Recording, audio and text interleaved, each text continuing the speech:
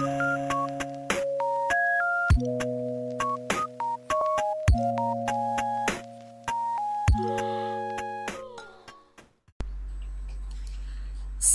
pagi, apa kabar anak-anak? Semoga kalian selalu dalam keadaan sehat dan terbebas dari segala mara bahaya. Anak-anak yang ibu sayangi, jangan lupa selalu jaga kesehatan. Cuci tangan pakai sabun di air yang mengalir. Dan tidak keluar rumah ketika tidak benar-benar perlu, dan jika mengharuskan kalian harus keluar, jangan lupa selalu pakai masker. Lindungilah diri kalian sendiri, karena dengan melindungi diri kalian sendiri artinya kalian juga melindungi orang lain.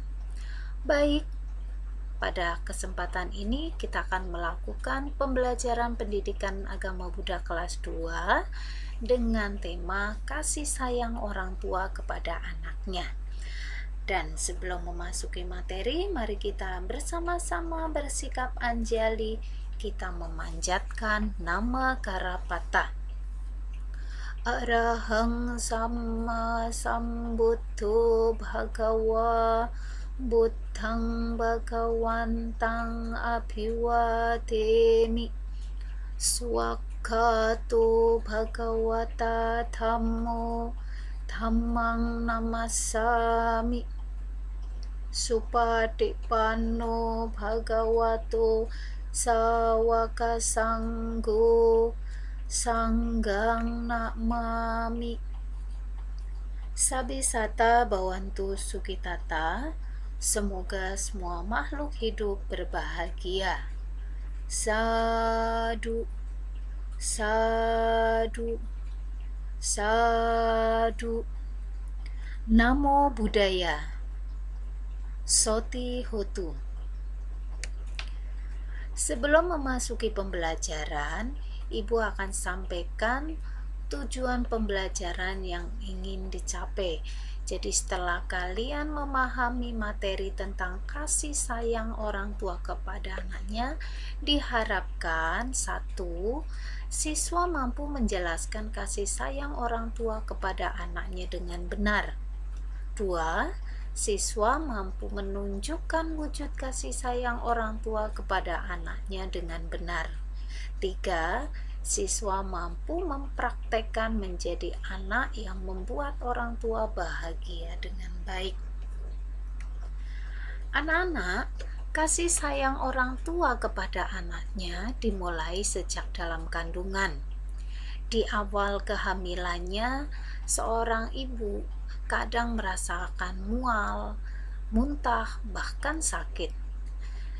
Semakin hari, kandungan orang tua akan semakin membesar, dan ketika anaknya berada di dalam perut, seorang ibu rela merasakan kesakitan ketika anaknya menendang-nendang atau anaknya sedang berganti posisi. Semua perasaan tidak enak tersebut mengalahkan rasa kasih sayang kepada anaknya.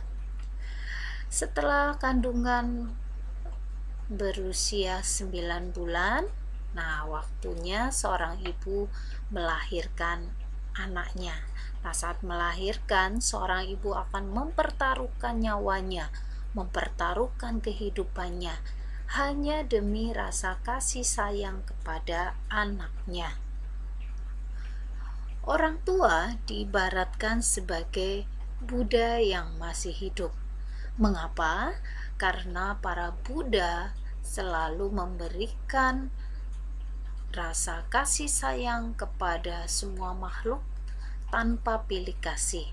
Sang Buddha memberikan kasih sayang kepada siapapun, karena Buddha menginginkan semua makhluk terbebas dari semua penderitaan.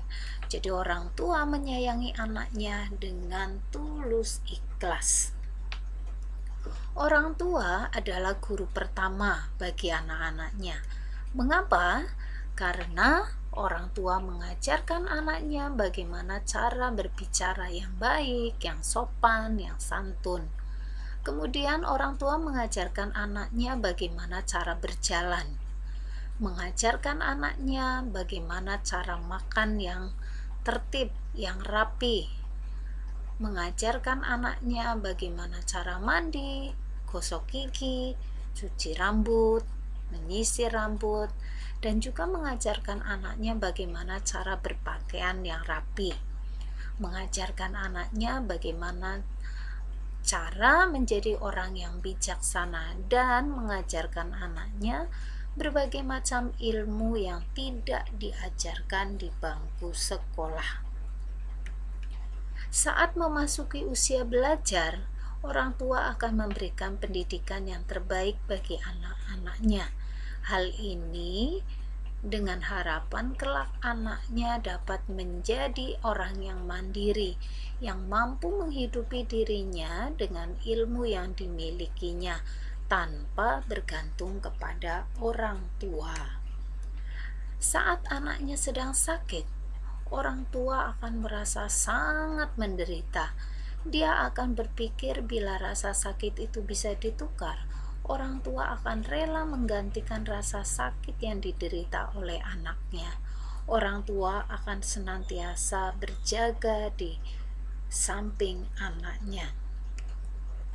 Kasih sayang orang tua itu sepanjang masa, karena orang tua memberikan kasih sayang dari anaknya baru lahir, kemudian tumbuh menjadi balita, anak-anak, remaja, dewasa, bahkan saat anaknya sudah berkeluarga atau berusia lanjut, orang tua akan tetap memberikan kasih sayang yang sama.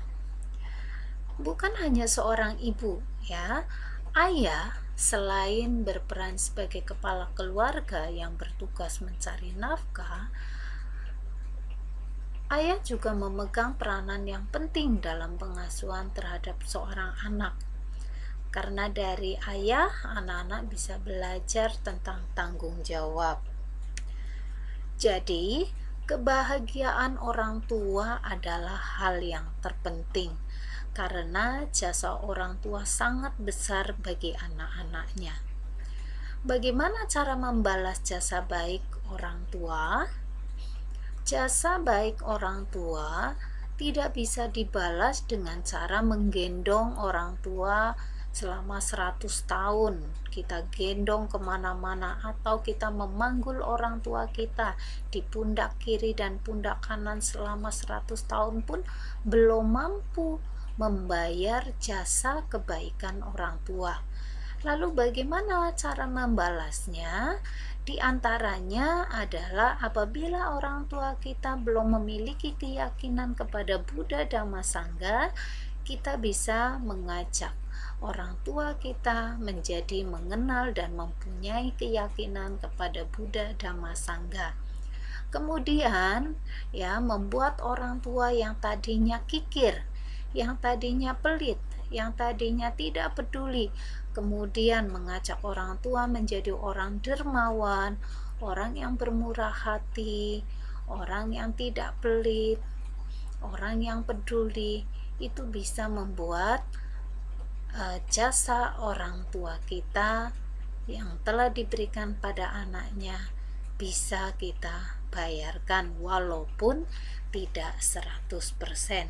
Jadi sebagai anak kita harus bisa menjadi orang yang bisa membanggakan dan selalu menjaga nama baik keluarga dengan selalu berbuat baik, bertutur kata yang sopan, dan melakukan hal-hal yang positif. Demikian materi pada kesempatan hari ini. Terima kasih atas perhatiannya. Sabe sata bawantu sukitata. Semoga semua makhluk hidup berbahagia. Sadu, sadu, sadu.